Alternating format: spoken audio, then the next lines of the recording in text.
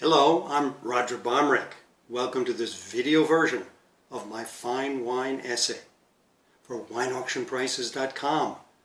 This episode is entitled Rising Stars and Hidden Talents, Revitalized Estates, Inspired Projects, and Passionate Growers. In this episode, we focus on Burgundy. In the first part of our conversation about up-and-coming or overlooked winemakers, we considered a select few from Bordeaux and the Rhône. In this second chapter, we take a look at two others, England, and in this particular video, Burgundy. We are not yet traveling freely as before, so this is a vicarious experience until the world reopens. These articles are hardly meant to be all-inclusive. Instead, the names represent an unrelated and abridged collection with a definite personal slant. For the small growers highlighted here, the number of bottles of any one wine may be frustratingly limited. All of the labels are likely to demand a thorough internet search. Think of it this way: the greater the challenge, the sweeter the reward. Our journey begins in the south, in Beaujolais. Many may think of this region as a humble subset of Burgundy, rarely rising above simple, inconsequential wines to drink early.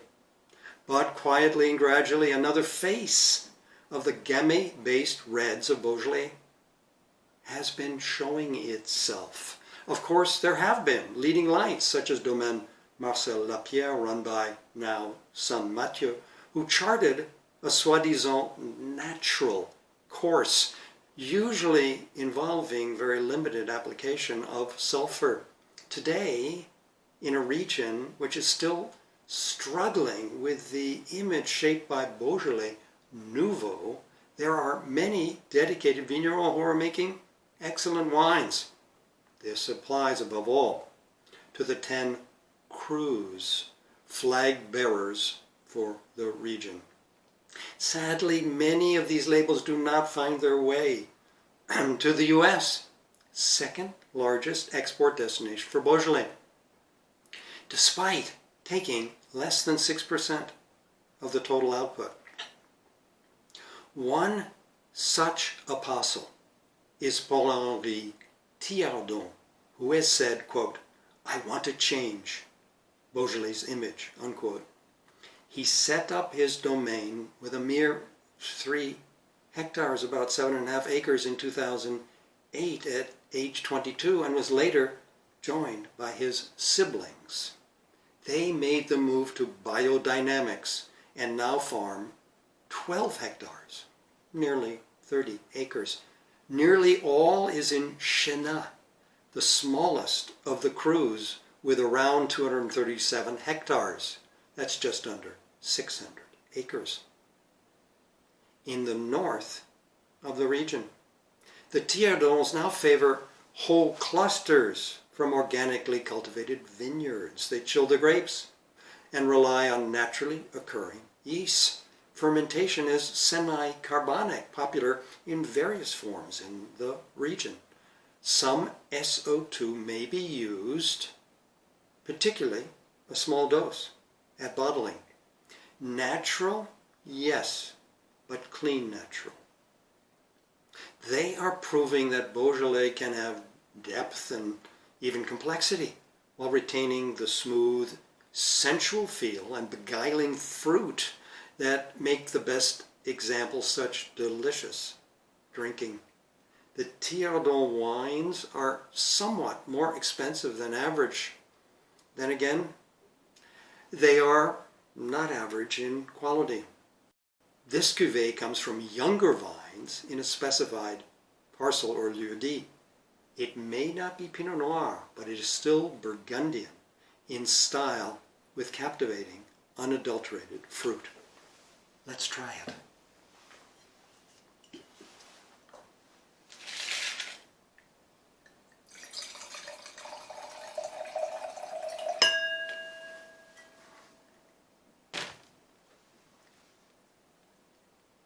You may or may not be able to see that it's a pale, sort of dark red, distinctly purple to the eye. Obviously, it's a very young example.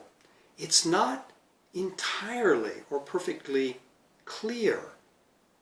Some might consider that a demerit, but it's very much part of this so-called natural style of winemaking.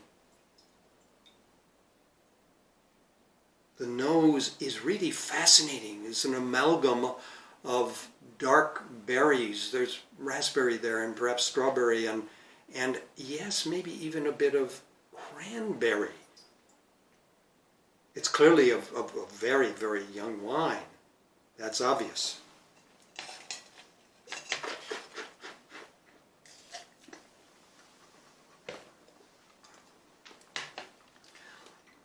I think it comes to life in the mouth. It has terrific expression. Those fruit qualities that I described in the aroma show themselves, but the palate is more controlled. You sense the vintage and the fruit of the wine more in the aroma than in the palate.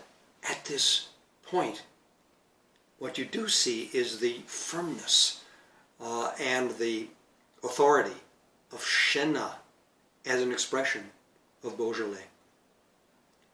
It's an excellent example. Let's turn now to the Cote de Beaune and Cote de Nuit.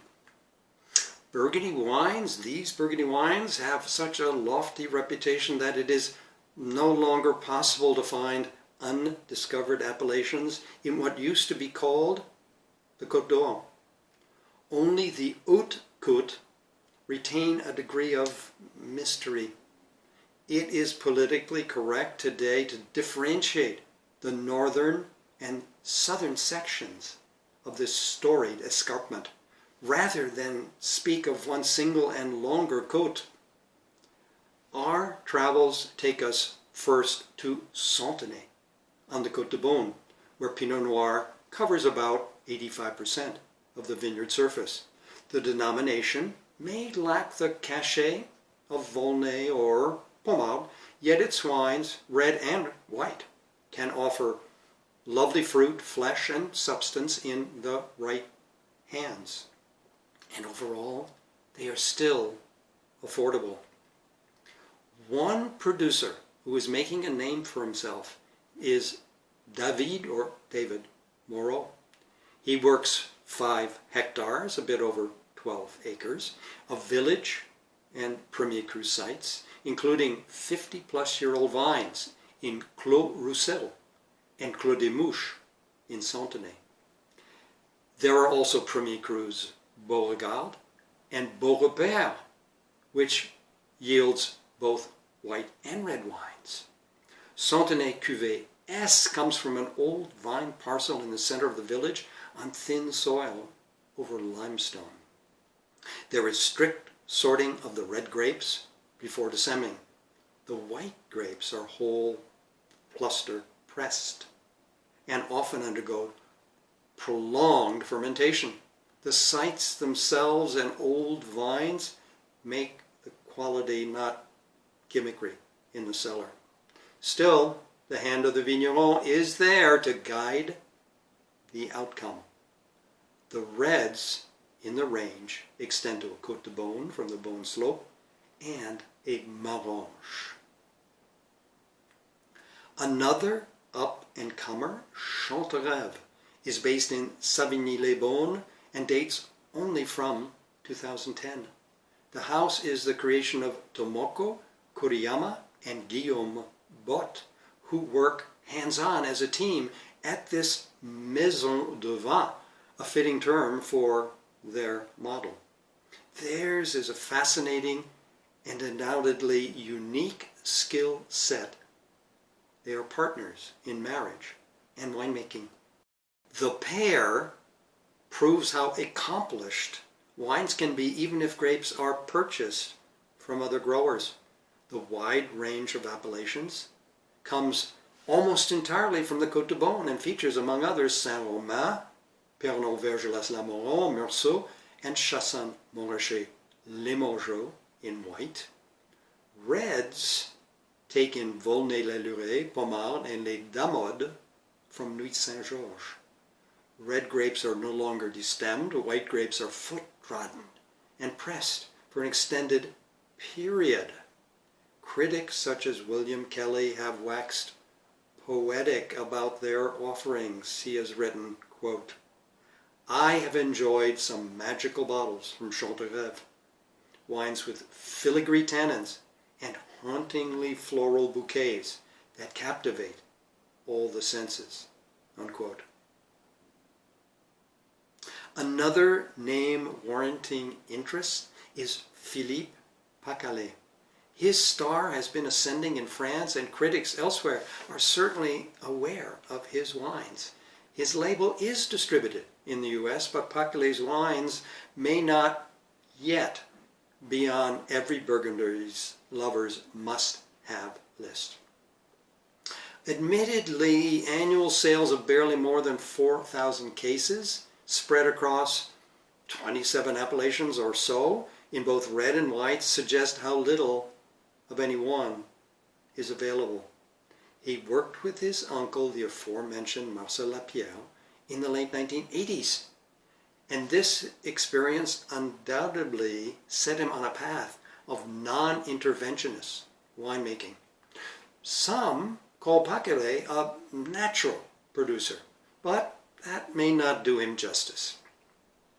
He established himself as a négociant in 2001 and has had time to perfect a distinct methodology.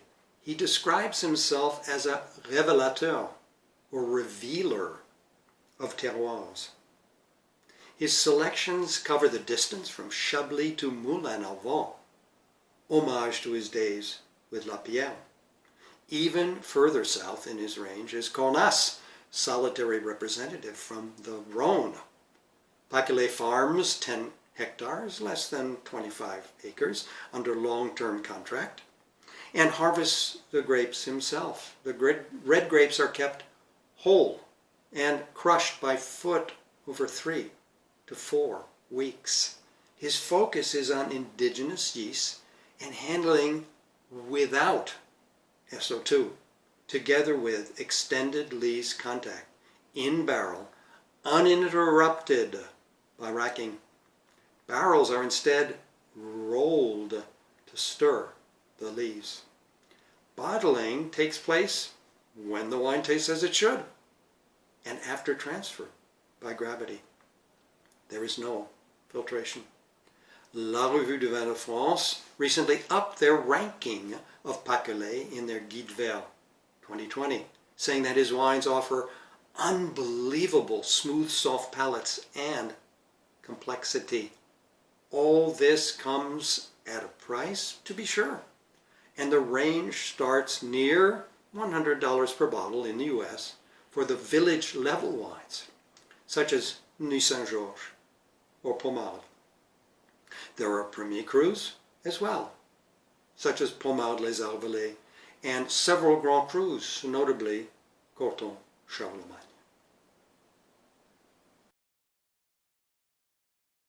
There are 2 Cote de Nuit-based growers on our list. Domaine du Rocher has a variety of parcels in Gevrey-Chambertin.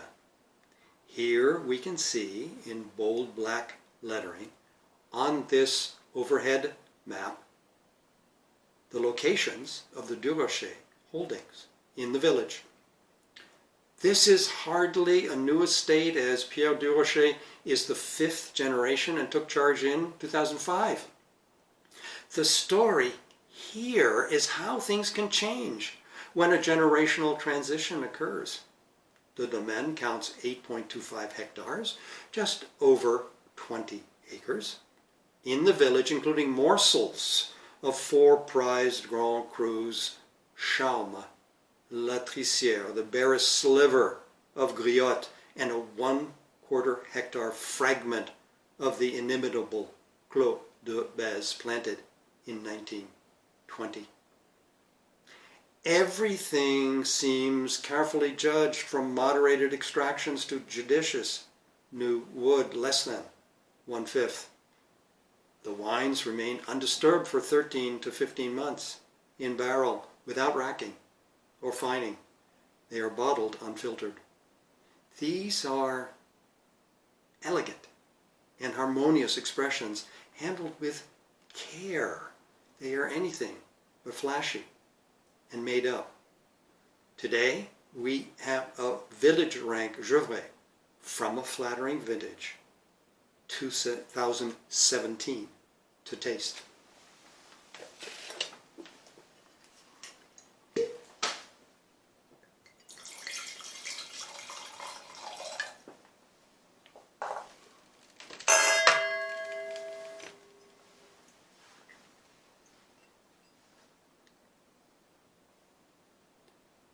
Altogether typical of a somewhat lighter vintage. Purple dark red.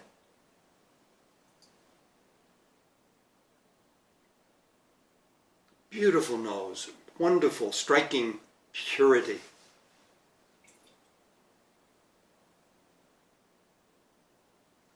Although it's merely a village rank, there is surprising depth and richness in this aroma.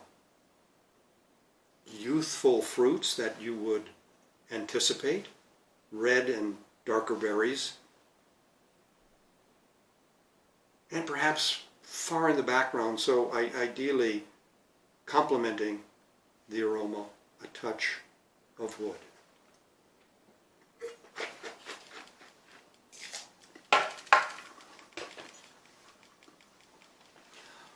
So, in the mouth, we find grace and elegance, which in part represent the style of the house, and of course reflect the vintage, a flattering one, 2017. But then the terroir speaks to us in the finale, because despite the fragrance and the subtlety of the wine as it enters the palate, it ends quite a bit firmer. It gives you a bit of that Gevrey sinew in the final taste. You might drink this now, but better to keep it for several years to allow it to open more, to develop, and to gain in length.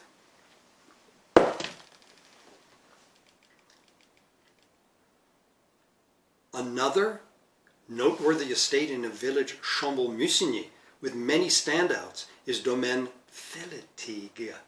It belongs in the category of, yes, established, since it dates from 1965, yet somehow remains under the radar for many Burgundy devotees. Some say it rose from the mist just this past decade under the direction of Gilbert and Christine Philippe. The domaine's holdings now total 13 hectares, 32 acres. In true Burgundian fashion, their plots are spread across 100 parcels scattered in Gevrey-Chambertin, Nuits-Saint-Georges, Vaux-Noirmenay, and both Haute-Côte. The heart and soul of the estate, however, is Chambol-Musigny with 9 separate bottlings. They prefer to be known as facilitators, not makers of wine as such, a description often heard in Burgundy. Organic practices dominate in the vineyard, and they opt for a cold soak, adapted to the year and to the origin. New oak is an enhancement here, typically 1/2 for the multiple Premier Crus, and the lone Grand Cru, Echezeaux, a mere 600 bottles are produced. Less than a third new wood is the norm for village appellations. The Vieille Vigne Cuvée is an amalgam of numerous locations in Chambol, pictured on this map in brighter red.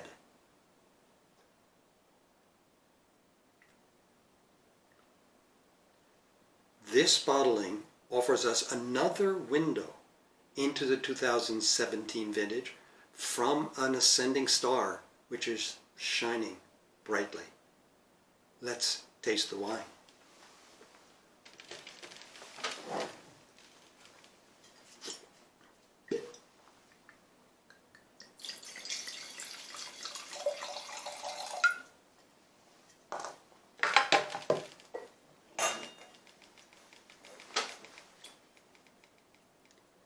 Once more, of course, quite youthful, dark red, prominent purple hue, but also more density than in our first example of this vintage.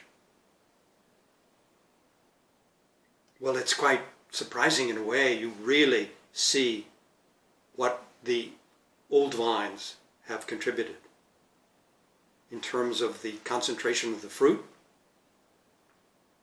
the richness of the aroma, youthful in its range of berries and red fruits.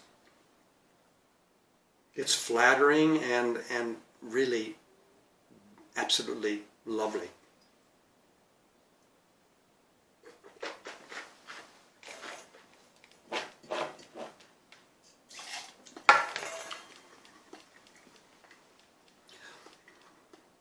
This is really a super Chambolle.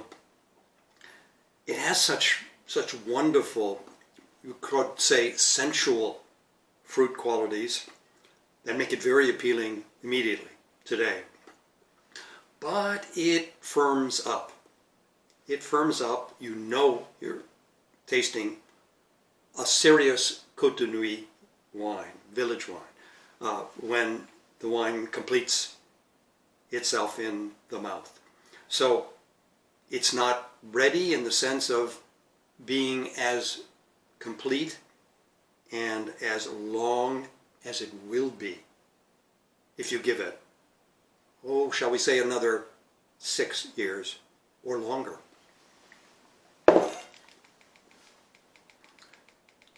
This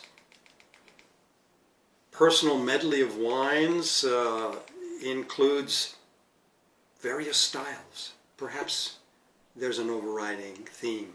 One might say that Burgundy enjoys such status and allure that it hardly needs a boost. Every serious grower will tell you that they seek to express the terroir, playing down their own contribution. Notwithstanding the many illustrious names which excite collectors, there are both newcomers and a younger generation who may look at Burgundy with fresh eyes. Even in this classic region, discoveries await wine buffs willing to go beyond familiar labels. Odds are the risk will be worth it, certainly when it comes to the producers mentioned here. Thank you for watching, and please do go to Wineauctionprices.com, where you can read the complete essay, look at the many photographs, and also possibly find other topics of interest. Thank you again.